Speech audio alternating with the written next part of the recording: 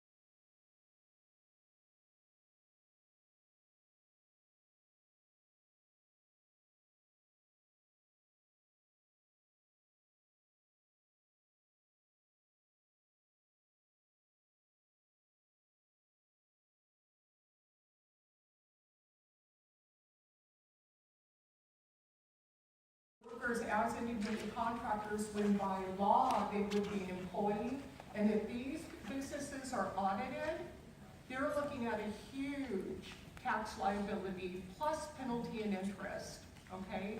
And we don't want anybody going out of business, okay? So just make sure you're aware of what the laws are. Also, I want to be clear on something. The length of time, somebody could come in and provide services for you for just a day. They could still be your employee, okay? There's that term casual labor, day labor, okay? If you think that you've got somebody who's a day labor or casual labor, we have an information sheet, it's on the handout. It's called Information Sheet Casual Labor. I highly recommend that you take a look at that sheet. Okay, so that you don't find yourself in an audit and getting hit with a huge tax liability. Okay, statutory employees. This is a little bit different. Statutory employee means that there is a specific law in our California Unemployment Insurance Code book that says if all the criteria of this statute exists to this worker, then by law, they are an employee. Even if you looked at those common law factors that we just looked at, even if you looked at the common law factors and after reviewing them, it looked like this person would be an independent contractor, they're going to be an employee by law if there is a statutory law on the books. For example, when somebody operates their business as a sole proprietor, they are not an employee. But the minute, let's say I'm operating as a sole proprietor and I decide down the road I want to go ahead and incorporate my business. Now I've got a corporation. Well, I am no longer the employer, sole proprietor. My corporation is now the employer. and the corporation is employing me as an officer. I am now an officer of the corporation. I am now an employee. Even though I still look the same, act the same as I did when I was a sole proprietor, boom, because it's now a corporation, I'm an employee.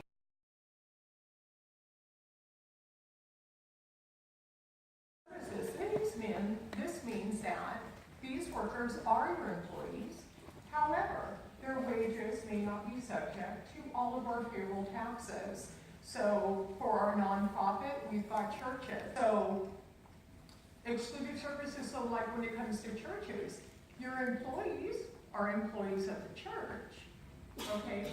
But they are excluded from unemployment insurance and state disability insurance coverage, so their wages are not subject to unemployment insurance, employment training tax, and state disability insurance.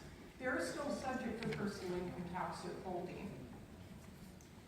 Okay, independent contractors. An independent contractor,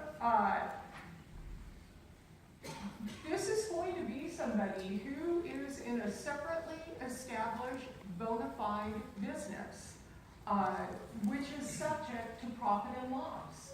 So we've all had the experience of having, well, most of us, I think, would have the experience of having an independent contractor come into our home to provide a service, whether it's plumbing or electrical. And you have no direction and control over them, right?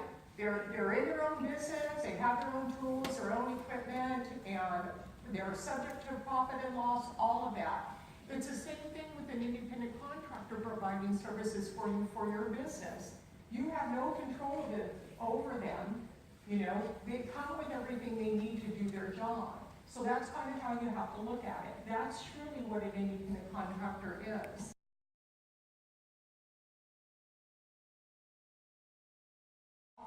Organizations, your requirement is this: once you hire employees and you pay $100 in wages, whether it be to one or more, it's $100 total in a calendar quarter. Once you pay $100 in a calendar quarter, you have to register within 15 days. Okay? Now, what I would highly recommend is that instead of filling out our registration form for a nonprofit, which is the DE1NP, instead of filling out that form and mailing it in and waiting for it to get processed, please go on to EDD's website and through eServices for Business, register for your account number, and you should get it immediately.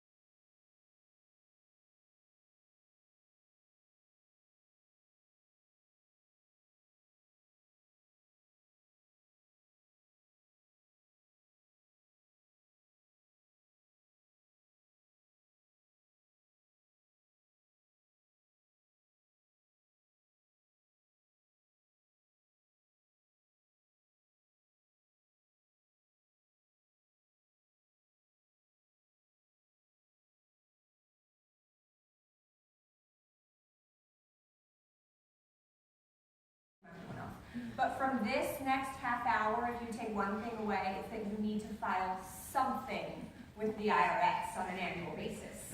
If you do not file some form of 990 with the IRS for 3 consecutive years, bye-bye tax exemption. Automatically revoked. The IRS has revoked about 700,000 exempt organizations, exempt status. The lowest level of Form 990 that you could file is a Form 990N. It's actually a postcard. It's 100% electronic. There is no actual paper form that I can show you for a 990N because it's all online.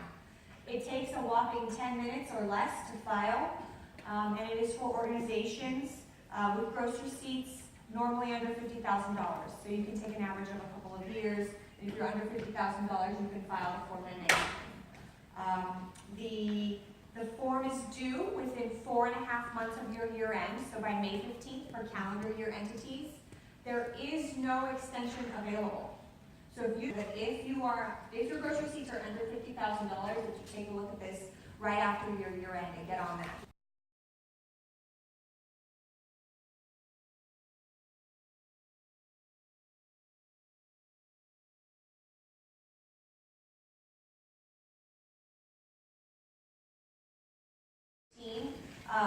Open to public inspection. That's what I talked about just a few minutes ago. This is the first page of the full Form 990. A couple of important things to highlight. Make sure the name of the organization is the legal name, and the EIN in box D is the actual EIN. We've had clients that have come to us and had problems with that because they've inverted a number or something was wrong with their legal name, and the IRS doesn't have record of receiving their Form 990. And that is a headache to deal with. So make sure that the basic information about your organization is complete. Box J, website. We often see people put NA or none or just leave it blank. If you have a website, if your organization has a website, put it on here. Believe it or not, the IRS has access to the internet, and we have been known instances of them looking up organizations. And the reason they're doing this is to just check and see if the information you're telling us about your organization, is that really what you're putting out there to the public? So do put your correct website on here, because if you leave it blank, incomplete return. If you put NA and you have one, that might not go over too well if they were to Google you and find you. Part 1. Most of the information on Part 1 is a summary from other areas of the Form 990. Revenues, expenses, summary of your balance sheet, all shows up on Part 1. There's one piece of information that I do want to highlight here. In expenses, row 16B, total fundraising expenses. The ratio of total fundraising expenses to total contributions that you're seeing in line 8, that is a ratio that is ran through the IRS's computer. If you're showing 0 fundraising expenses, but you have contribution income, that doesn't look right. It begs the question, how did you earn that money? How did you solicit those funds? The concept is that it costs money to make money. There must be some amount of fundraising, whether it was time of an employee or postage for mailing out a flyer, something. There's some expense in raising funds for an organization, for straight contributions. So if you have contributions, you should have some fundraising expenses. That total fundraising expenses comes from your Part 9, which details out the expenses, and then it just rolls here to the summary. Part 3, this is a critical page, part, everything about it. So Part 3 is where you outline your mission and your major program service accomplishments. Part 3, it only gives you these 1, 2, 3, 4 lines to detail out your mission. And I know most of you in here could talk for 15, 20 minutes about what your organization does. So I encourage you to expand your mission on Schedule O. Schedule O is an attachment to the core form, and it's just a bunch of lines. That's all it is. It's your opportunity to expand any answers that don't fit in the little boxes that they give you. This is one of them that I strongly encourage you to detail out your mission as much as possible on both a quantitative and a qualitative basis. This is where you are telling society what impact you're having. How many lives are you touching? What are you changing in the environment and society? Whatever it might be. This is your opportunity. This is a huge marketing tool. So use it. Additionally, Part 3, line 4, if you can see at the bottom of this slide, is where you will detail out your major program service accomplishments. This needs to be detailed. So saying, we operate a school is not detailed. List out, what are the major components of the curriculum? How many students do you have come through? What makes your school unique from the private school down the street? Part 4, I'm skipping, you don't see a slide for it, because Part 4 is a checklist. It's a bunch of yes or no questions that you answer yes or no, and anything you answer yes, it says if you answered yes, you need to complete Schedule D or F or whatever it might be. So Part 4 is just a yes and no checklist that will lead you to the schedules that you're required to complete, along with your 12-part core Form 990. Part 5 is where you're telling the IRS how you are compliant with applicable laws and regulations. Are you filing 1099s for independent contractors? Are you filing W-2s for employees? How many? All of that fun stuff. This is also where you'll detail out unrelated business income. I'm not going to go into a huge detail in UBI. That's a full day course on its own. But just know that if you see something on here, but you don't know that you really have UBI, question it, and vice versa. If you know that you're, engaging in an activity that's not part of fulfilling your mission and it potentially might be UBI, flag it and ask the question.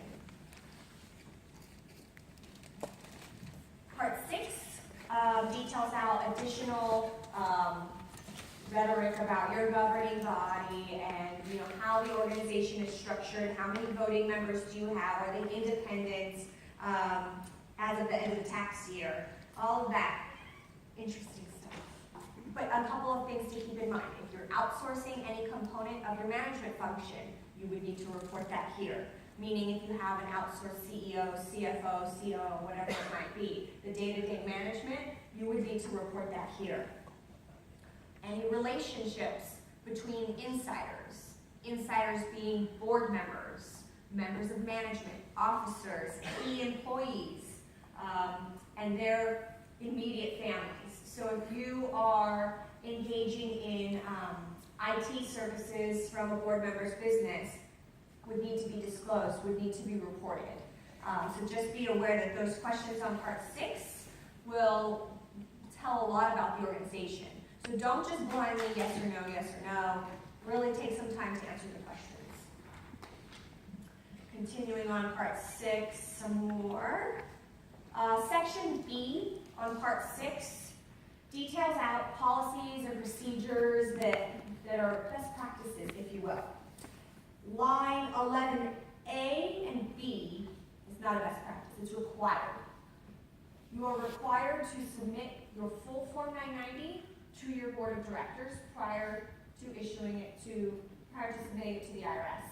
That can be done via email. They are not required to comment, but you are required to provide it to them. And so you were checking on here that you did that you submitted it to them, whether it's in person.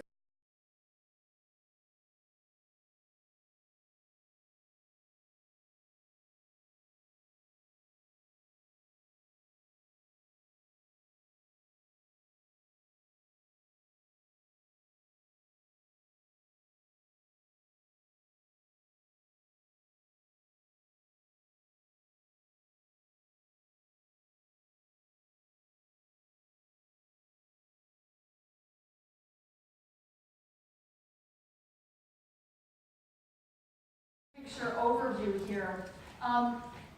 You've got to look at the different ways that we as nonprofits get revenue. And the way I like to look at it, I always forget the lesson right here. Here we go. It's reverse of the screen here. Contributed income or revenue is the income that people give you or organizations give you. The earned is what it says. If you do something and you get money back for it. So I'm going to unravel each of those for you so you can see what that looks like. So what's contributed revenue? Anybody, just call out what you think would be contributed revenue. Donations. Donations. Somebody said